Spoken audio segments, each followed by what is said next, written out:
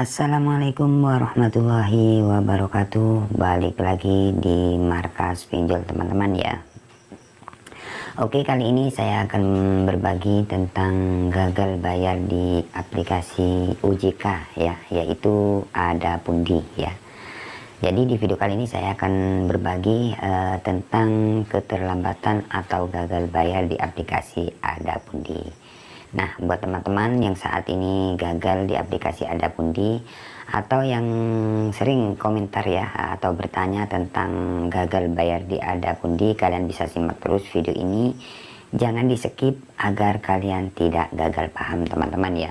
Karena di sini saya akan menjelaskan ya, karena di sini kami mempunyai tagihan pinjaman di Adapundi ini total nominal pinjaman mencapai 8.200.000 sudah keterlambatan. Jadi di sini saya akan menjelaskan buat kalian yang saat ini telat atau gagal bayar, yang sudah kepanikan dan ketakutan, yang sering bertanya dan komentar di YouTube saya, kalian simak terus ya agar kalian tidak panik lagi.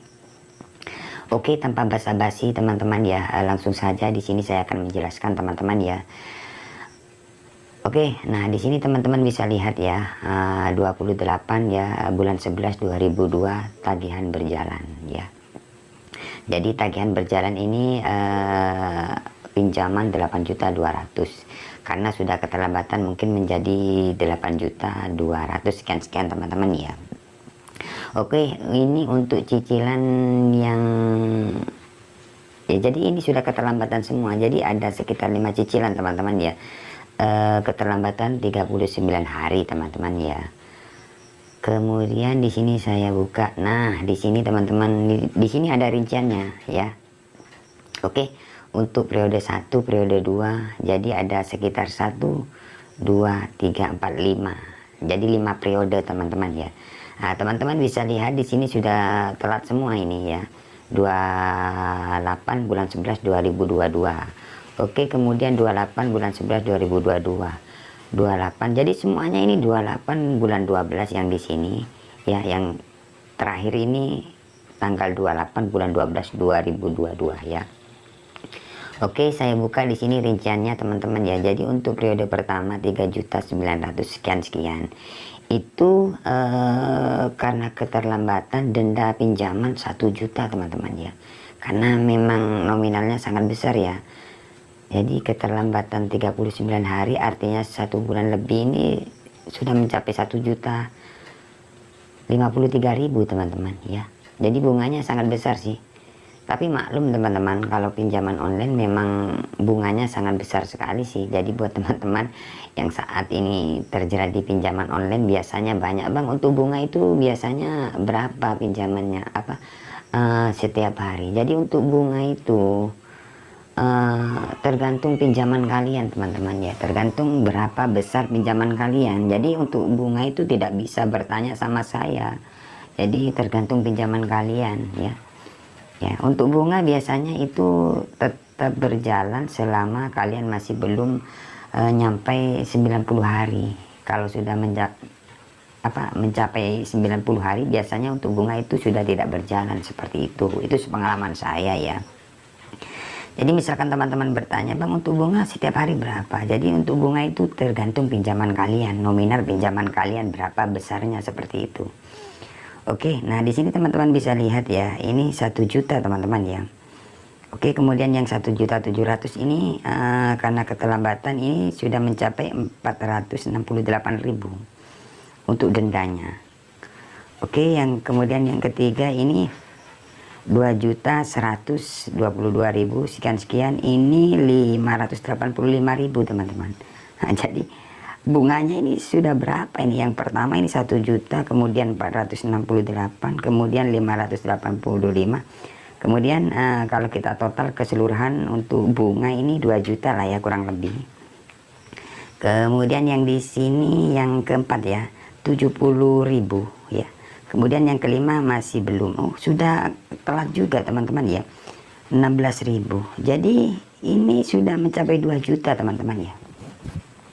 mencapai 2 juta lebih lah ya untuk bunga. Jadi ini 8 juta ini sama bunganya teman-teman, jadi tidak keseluruhan seperti itu.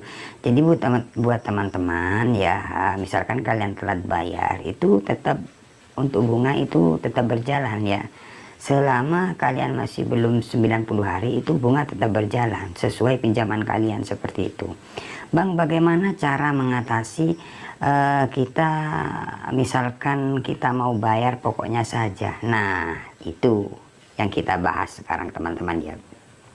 Jadi banyak pertanyaan dari teman-teman, Bang, gimana Bang kalau kita sudah telat 1 bulan, 2 bulan, misalkan kita pengen melunasi hutang tersebut, tapi kita maunya bayar pokoknya saja. Nah, saya sering bilang, misalkan teman-teman sudah gagal atau telat bayar di pinjaman online, kalian selalu merespon lah. Pastinya kalian kan di WA, di telepon dari pihak aplikasi tersebut, misalkan kalian gagal. Nah, kalian respon dengan baik seterusnya, misalkan masih belum ada dana. Nah, jikalau teman-teman sudah dapat 3 minggu biasanya, ataupun 1 bulan, bahkan 2 bulan, itu biasanya dari pihak penagihnya itu kalian disuruh bayar pokoknya saja. Jadi untuk bunga itu dihapus keseluruhan. Nah, seperti itu teman-teman. Jadi kalian harus merespon ya. Kalau kalian sudah sering merespon, biasanya dari pihak aplikasi atau penagihnya itu kalian ditawarkan disuruh bayar pokoknya seperti itu. Kalau kalian masih belum bisa bayar pokoknya sekaligus kan, itu biasanya ada tawaran lagi, misalkan bunganya sudah dihapus kemudian pokoknya misalkan 8 juta, itu kalian disuruh cicil lagi untuk pokoknya itu, seperti itu. Biasanya disuruh bayar 2 kali bahkan 3 kali seperti itu teman-teman ya. Jadi buat teman-teman yang sering bertanya untuk bayar pokoknya, nah misalkan kalian telat bayar, kalian harus respon lah dengan baik. Misalkan belum ada dana ya, kalian bilang masih belum ada dana, masih nunggu gajian. Sering-sering merespon, kalian dapat tawaran dari pihak penagihnya seperti itu. Jadi sejauh ini teman-teman ya, saya jelaskan lagi ya, yang teman-teman sering bertanya takutnya DC ada kan seperti itu, takut DC datang ke rumah. Ini sejauh ini untuk 39 hari ya, kemudian total pinjaman sekarang sudah mencapai 8 juta ini, masih belum ada DC lapangan ke rumah teman-teman ya. Tapi misalkan kalian telat bayar, itu sudah dipastikan, misalkan kalian dapat WA tim kolektor atau tim lapangan mau datang ke rumah atau ke tempat kerja, itu sudah biasa ya. Memang resikonya misalkan kalian telat bayar itu memang seperti itu, kalian akan diteror dengan cara-cara seperti itu, wajar lah teman-teman ya. Tapi nyatanya itu hanya WA saja ya, jadi tidak nyata ya, cuman WA saja. Karena sepengalaman saya ya dan teman-teman subscriber itu nggak ada yang didatangi ya. Kemudian untuk pertanyaan yang kedua, untuk sebar data ya, sebenarnya sebar data itu tergantung kalian sih. Nah, misalkan kalian telat bayar di pinjaman online apapun sebenarnya sih, kemudian kalian mengganti nomor atau membuang nomor karena takut diteror seperti itu. Nah, itu bisa terjadi, akan ada penyebaran data. Karena kalian sudah menghindar, karena nomor yang utama sudah tidak aktif. Jadi dari pihak aplikasi biasanya bisa terjadi akan menghubungi kontak-kontak kalian, karena kalian sudah tidak bisa dihubungi seperti itu.